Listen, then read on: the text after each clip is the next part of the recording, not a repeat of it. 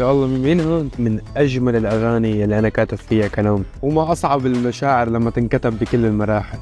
أعطوني هون مجموعة من الفيديوهات، والواضح إنه هي بتخصني إلي أنا وصغير يعني من كم سنة، ورح أبدأ بأول فيديو مقدم عندي هون. أنا اسمي عبد الرحمن، عمري 12 سنة، لجأت سوري مقيم بتركيا، بحب كثير غني، بحلمي أكون مغني صاعد بالمستقبل ويكون في عندي ناس يحبوني. هو ليس مجرد شاب فتحت أمامه أبواب النجاح، هو قصة تحدي وإصرار كتبت بالجهد والدموع. في كل خطوة يذكرنا أننا يمكن أن نخوض في التحديات وننتصر. يعلمنا في كل خطوة أن الأحلام خلقت لنعيشها. فنه حضوره، صوته، والشان التي حملها تصدق قديش كتير شيء صعب وحلو بنفس الوقت انك تشوف تسلسل حياتك بين المثابرة للنجاح وبين لما كنت عم تغني هي منظمة خيرية كانت محتضنتني وعم تخليني أغني أو أنشد أكتر. ما بتصدقوا قديش شعور صعب لما بين الفرح الشديد وبين الحزن عن هالرحلة الصعبة والحلوة بنفس الوقت.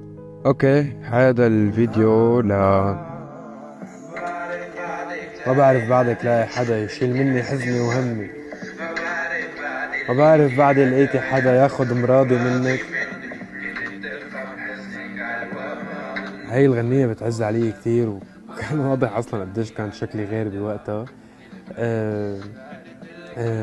كانت يعني مثل العادة بعدني بكتب مشاعري، وهي الغنية كنت كاتب فيها مشاعري بهديك المرحلة، وما أصعب المشاعر لما تنكتب بكل المراحل. ما مليت قد ما هالوجهات اكتفنا من الليل، بقى حلم لك يا يما قد الحيل من ضرب الضحك. قديش مبين محقون عبالي انجح، قديش مبين عندي حب للنجاح.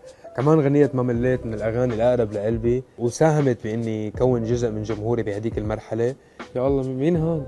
مين هاد ومين هاد؟ بس الله، بس بتعرف إنه بحب هديك المرحلة كتير، وبحس إنه لو ما قطعت فيها وهذا العزيمة اللي كنت فيها إنه أنا عبالي أوصل، ما أكيد ما كنت صرت هون.